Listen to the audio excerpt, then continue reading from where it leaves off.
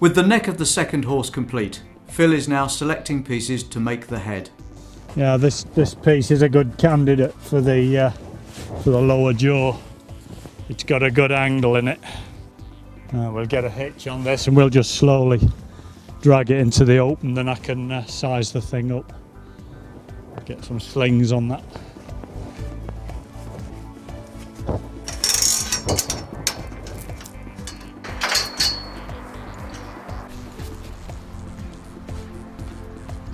Just to gauge the length, I might need the longer sling. See if that'll do it. Yeah. Some bearers ready. Phil gathers some small pieces to have ready to support the large section which will become part of the bowed head.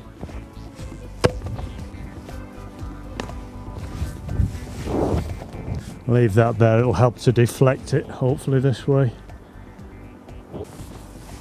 For the umpteenth time he has to climb up his ladder, clamber onto the staging and haul away on the chain. He has the mechanical advantage, but it is still hard physical work.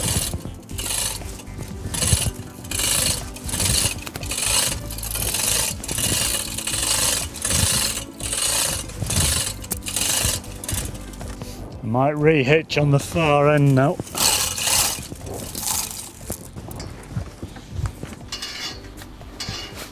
The sling now has to be repositioned on the log and reconnected to the chain. I think we're just a bit short.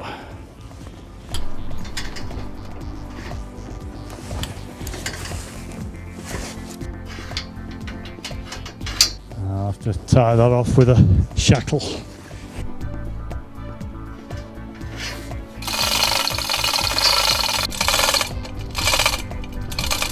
Whee! Life of its own. Aye, the bulls are restless today.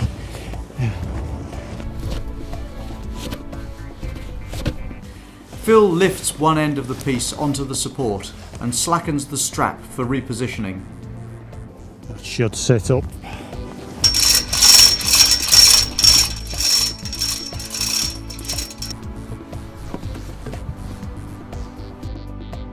He now considers his best approach to shaping this piece. It's looking like a good one. That's towards the mouth end there, so this will be the jaw up the side of the head. That should nicely coincide with that lower neck piece. We're going to lose the end, probably chop it about there eventually. But I'll take the bark off. It's one of the original pieces, this, so it's certainly where the sap layer has started to. Well, you can see the fungus has started on the sap layer, but not in the heartwood. That's the essence of the whole job, is we're just using heartwood. I'll need to study this one a while now and just to see what the best shape is, but it's looking like a good one. And a good one it proves to be, as we see when we join Phil a few weeks later. What you see here is the assembled head. The 4 pieces, the brow, 2 brow pieces and the 2 lower jaws. Everything hangs off that quite sharply curved neck piece, really thick. So all that weight's hanging off the 3 neck pieces, a cantilevered weight, which is then thrust down through these lower neck pieces into the body of the horse, so everything's snug. They're also, all 4 pieces come together at the nose or the mouth of the horse. It will be trimmed. I'm looking at something like that chalk mark as the ultimate end of the head. So there's your nose will curve and the mouth flaring out slightly with the lie of this piece of wood.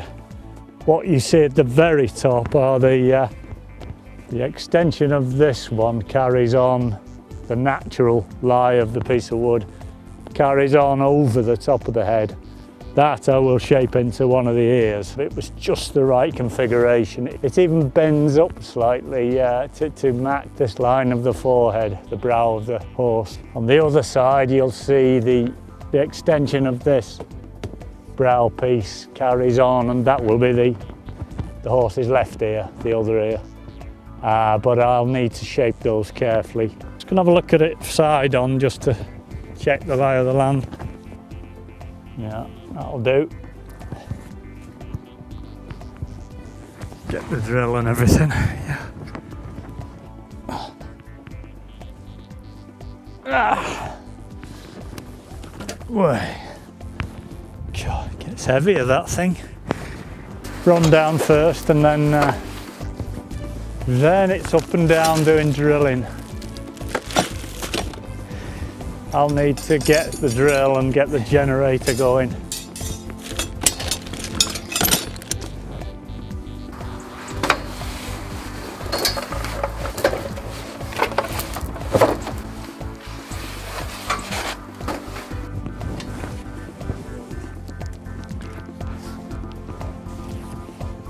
Right, start the Jenny.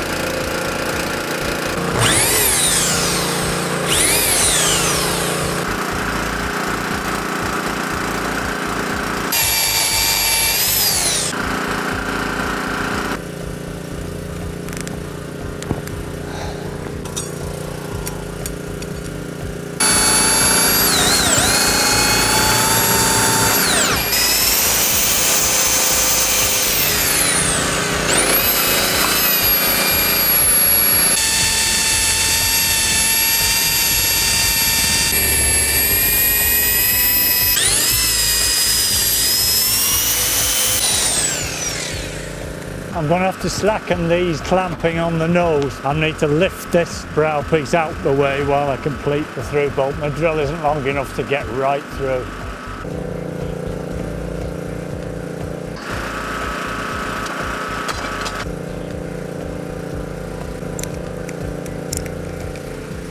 See if we can shift that top piece.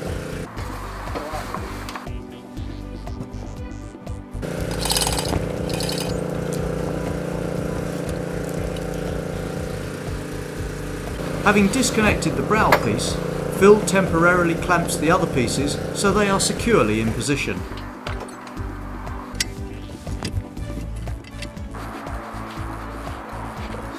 This is one of the joints. It just shows the way they sit together. Maybe just that bit, if you get that piece will then sit on the top of the neck, so just to take the weight. And there's the bolt hole, so this swivels round. So it's going to burst through that side. You'll see it come through, yeah. Hopefully.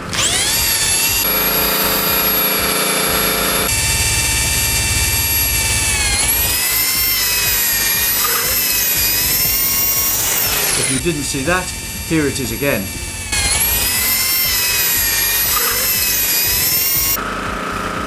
Right. I'll need to shift the scaffold around so I can countersink this side for the nut and washer.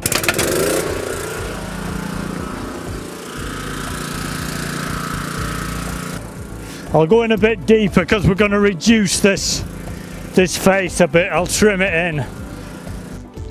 So we're remaking this joint so that piece will rest on the top of the neck there.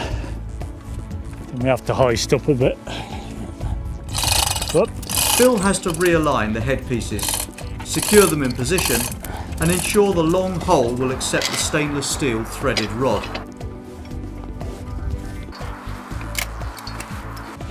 Persuade it. Birmingham screwdriver that.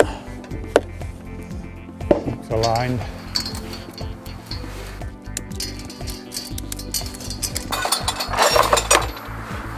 Not quite fitting as snug as it did.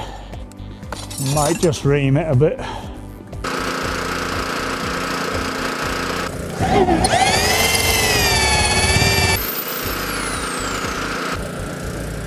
It's better. With all the pieces aligned, Phil measures for the length of rod required. 50 dead. 500 mil. He cuts this to length, removes any burr, inserts it into the hole and secures it with washers and nuts. As Phil tightens the bolts, you can hear the creaking and clicking as the joint tightens on itself.